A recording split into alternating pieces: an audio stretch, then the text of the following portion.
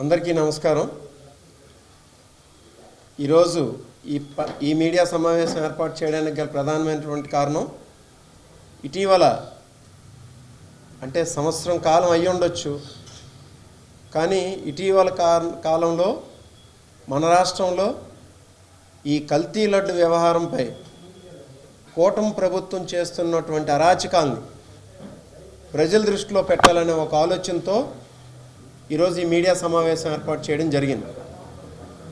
మనందరికీ తెలుసు, గత సెప్టెంబర్లో అంటే 100 రోజులు కూటమి ప్రభుత్వం ఏర్పాటు చేసి సమీక్ష చేసుకున్నటువంటి సమయంలో ప్రజలకు ఇచ్చినటువంటి ఏ హామీలు నెరవేర్చకుండా ప్రజలను మోసగించి వాళ్ళని పక్కదోవ పట్టించాలనే ఒక ఉద్దేశంతో సాక్షాత్తు ముఖ్యమంత్రి స్థాయిలో ఉన్నటువంటి వ్యక్తి ప్రజల మనోభావాలు ఏమవుతాయని ఆలోచించకుండా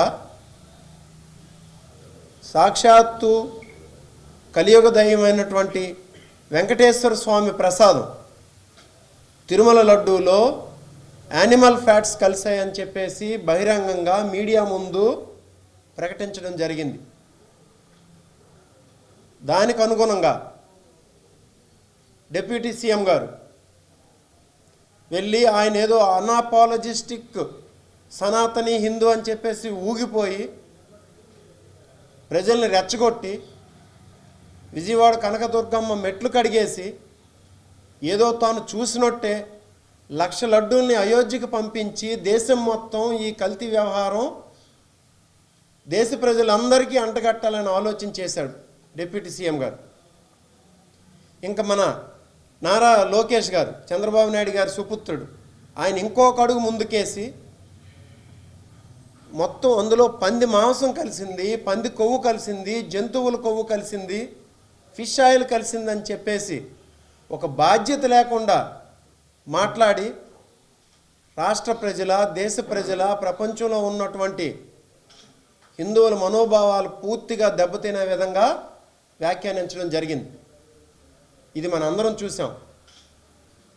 ఆ తర్వాత దీని మీద మన మాజీ టీటీడీ చైర్పర్సన్ గారు, మా పార్టీ నాయకులైనటువంటి గౌరవనీయులు వైవి సుబ్బారెడ్డి గారు సుప్రీంకోర్టుకు వెళ్ళడంతో సుప్రీంకోర్టు అనేక విధాలుగా తిట్టి దీనికోసం ఎలాంటి లాయర్లు పెట్టారనుకుంటున్నారు వాళ్ళు అంటే ఈ లడ్డు వ్యవహారంలో చంద్రబాబు నాయుడు గారు అన్నటువంటి మాటల్ని కాపాడడం కోసం ఆ ముక్కుల్ రోహిత్ గారిని, సిద్ధార్థ లోద్రా గారిని అంటే గంటకి లక్షల్లో కోట్లలో తీసుకున్నటువంటి వ్యక్తుల్ని, లాయర్లను అక్కడ పెట్టి వాదించడం జరిగింది.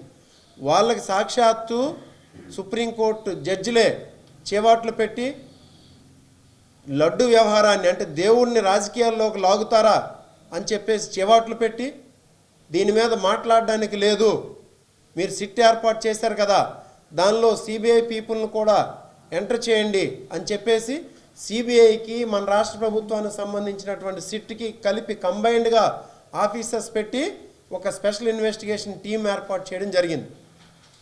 ఆ టీం ఎంక్వైరీ చేసి గత నెలలో ఒక ఛార్జ్ షీట్ని సుప్రీంకోర్టుకి సబ్మిట్ చేసింది. దానిలో క్లియర్గా ఎన్డీడీబీ రిపోర్ట్ కానీ ఎన్డీఆర్ఐ రిపోర్ట్ కానీ బేస్ చేసుకొని మేము ఎంక్వైరీ చేసిన దాని ప్రకారం ఇటువంటి ఈ తీసుకున్నటువంటి 4 శాంపుల్స్లో ఎటువంటి పంది కొవ్వు కానీ లేకపోతే జంతు అవశేషాలు కానీ లేకపోతే ఫిష్ ఆయిల్ కానీ లేదు అని చెప్పేసి ఒక రిపోర్ట్ ఇవ్వడం జరిగింది. మళ్ళీ దాని తర్వాత ఎక్కడో ఏదో ఒక క్లాజులో ఉందంట, వాళ్ళు ఏవో కెమికల్స్ ప్రొక్యూర్ చేశారని చెప్పేసి. అంటే ఈ లడ్డు సప్లై చేసినటువంటి, నెయ్యి సప్లై చేసినటువంటి ఇండస్ట్రీ వాళ్ళు కొన్ని కెమికల్స్ కూడా ప్రొక్యూర్ చేశారంట. దాన్ని పట్టుకొని ఇప్పుడు లెంపలేసుకోవాల్సింది పోయి ప్రజలందరూ చేత్కరిస్తుంటే రియలైజ్ అవ్వాల్సింది పోయి మళ్ళీ ఒక ప్రెస్ మీట్ పెట్టేసి కొత్త వెర్షన్ అందుకున్నారండి. ఏంటది? లడ్డూలో కెమికల్స్ కలిపారండి. అక్కడ పోనీ కెమికల్స్ అనుకో ఊరుకోలేదు, ఇంకా బాత్రూంలో వాడే బాత్రూమ్ క్లీనర్సు కెమికల్స్ కలిపారని చెప్పేసి సాక్షాత్తు చంద్రబాబు నాయుడు గారే నిస్సిగ్గుగా మాట్లాడడం జరిగింది. అయితే ప్రజలకి మీరు ఏ మెసేజ్ ఇవ్వాలనుకుంటున్నారు? హిందువుల తాలూకు మనోభావాలు ఏమవుతాయి అంటే ఒక లడ్డూని మన కాలుకున్నటువంటి చెప్పులు తీసి కళ్ళకి ఇలా అద్దుకొని మనం తినే లడ్డూని ఈరోజు తింటుంటే లోపల పందికొవ్వు ఉంది, లేకపోతే పంది మాంసం ఉంది, లేకపోతే కెమికల్స్ ఉన్నాయి, బాత్రూమ్ క్లీనర్స్ ఉన్నాయని మీరు ఒక భావన కల్పిస్తుండి ఎటువంటి మెసేజ్ని మీరు ప్రజలు పంపించాలనుకుంటున్నారు? మీకు నిజంగా తప్పు జరుగుంటే కేసులు పెట్టండి, అధికారం మీకే ఉంది కదా. కేసు ఫైల్ చేయండి, విచారణ జరిపించండి, ఎవరైతే దోషులు ఉన్నారో వాళ్ళని కఠినంగా శిక్షించండి. అంతేగాని ప్రజల్ని ఇటువంటి లేనిపోని అపోహలు కల్పించి మీరు రాజకీయ ప్రయోజనాలు పొందాలని ప్రయత్నిస్తున్నారంటే ఇది ప్రజలు గ్రహించడానికి మాట మాత్రం అనుకోవద్దు. ఇదంతా మీరు చేయడానికి కారణం ఉంది. ఇది డైవర్షన్ పాలిటిక్స్ కోసమే చేస్తున్నారు. మీరు ఈ మధ్య కాలంలో సమర్పించినటువంటి కేంద్ర బడ్జెట్లో రాష్ట్రానికి తీసుకొచ్చినటువంటి నిధులు ఏమీ లేవు. రాష్ట్రానికి సంబంధించినటువంటి పోలవరం ప్రాజెక్టుకి కానీ, లేకపోతే విశాఖపట్నం డెవలప్మెంట్ కోసం మీరు అడిగినటువంటి 5,000 కోట్ల నిధులు కానీ, ఇంకొక ఇరిగేషన్ ప్రాజెక్టుకి కానీ, ఇంకొక సెంట్రల్లీ స్పాన్సర్డ్ స్కీమ్కి కానీ మీరు తీసుకొచ్చినటువంటి నిధులు ఏమీ లేవనేది బడ్జెట్లో సుస్పష్టంగా ఉంది. అలాగే మీరు ఏ స్కీముకి కూడా కేటాయించట్లేదు ఇప్పుడు నిధులు.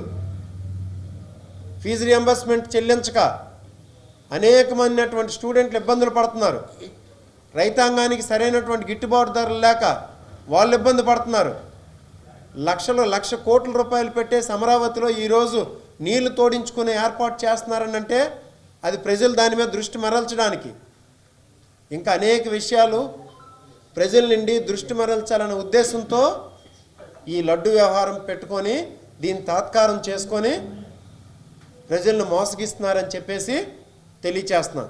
ఇంకా ఏంటంటే దీని మీద మీరు ఏవైనా చర్యలు తీసుకోదలుచుకుంటే విచారణ జరిపించండి, దోషులు ఎవరైనా ఉంటే కఠినంగా శిక్షించండి. కానీ ఇటువంటి నీచమైన రాజకీయాలు చేసి దేవుణ్ణి 10 మంది ఈరోజు చేత్కరించుకుంటున్నాం. మేము 10 దగ్గర వింటున్నాం. ఈరోజు జనాల్లోకి వెళ్తుంటే దేవుడు లడ్డు మీద రాజకీయాలు ఏంటండి అని చెప్పేసి చేత్కరిస్తున్నారు. అందుకు మీరు అవన్నీ తెలుసుకొని ఇప్పటికైనా వెంకటేశ్వర స్వామి దగ్గరికి వెళ్ళి ఏవో లెంపలు వేసుకొని మమ్మల్ని క్షమించండి అని చెప్పేసి అడగండి. లేదనంటే మీరు ఘనంగా చెప్పుకుంటున్నారు కదా వెంకటేశ్వర స్వామి నాకు పునర్జన్మ ప్రసాదించారని చెప్పేసి. మీకు పునర్జన్మ ప్రసాదించలేదు ఆయన. ఇప్పటి వరకు ఏ ముఖ్యమంత్రికి కూడా బ్రహ్మోత్సవాలకి అతనికి వెళ్ళి పట్టు వస్త్రాలు సమర్పించకుండా ఆపలేదు ఎవరిని. మిమ్మల్ని ఒక్కనే బాంబు బ్లాస్ట్ చేయించి ఆ రోజు బ్రహ్మోత్సవాలు జరుగుతున్నప్పుడు తీసుకెళ్లి పట్టు వస్త్రాలు సమర్పించకుండా మిమ్మల్ని అడ్డుకోవడం జరిగింది. వెంటనే వచ్చినటువంటి ఎలక్షన్లో మిమ్మల్ని ఓడించడం జరిగింది. అది మీకు వార్నింగ్గా భావించాలి. మీరేదో నాకు పునర్జన్మ ప్రసాదించారు వెంకటేశ్వర స్వామి అంటున్నారు కదా, అది కానే కాదు. మీకు అది బుద్ధి తెచ్చుకోమని చెప్పేసి వార్నింగ్ అనేది ఇవ్వడం జరిగింది. అందుకు ఈ లడ్డు వ్యవహారం మీద ఇంకా మీరు ఫర్దర్గా ఏం చేయకుండా ఏదైనా ఉంటే గవర్నమెంట్ మీదే ఉంది, అధికారం మీద ఉంది. కేంద్ర ప్రభుత్వంలో మీ కూటమి ఉంది, రాష్ట్ర ప్రభుత్వంలో మీరే ఉన్నారు. మీరు సుప్రీంకోర్టు ఆల్రెడీ ఏదైతే ఛార్జ్షీట్ సుప్రీంకోర్టు ఏదైతే సిట్ వేసిందో అందులో నిజానిజాలు తేల్చమని చెప్పేసి దోషులను శిక్షించండి. అంతేగాని ఇలాంటి హిందువులకి ప్రజలకి ఉన్నటువంటి మనోభావాలు దెబ్బతీయొద్దని చెప్పేసి మీడియా ద్వారా కోరుకుంటూ అలాంటి ఒక మంచి బుద్ధిని ఈ కూటమి నాయకులు అయినటువంటి చంద్రబాబు నాయుడు గారికి లేకపోతే పవన్ కళ్యాణ్ గారికి ప్రసాదించమని చెప్పేసి తెలియజేసుకుంటూ మీకు అందరికీ ధన్యవాదాలు. ఈ మీడియా సమావేశానికి వచ్చినటువంటి మీకు అందరికి కూడా ధన్యవాదాలు తెలియజేస్తున్నాను.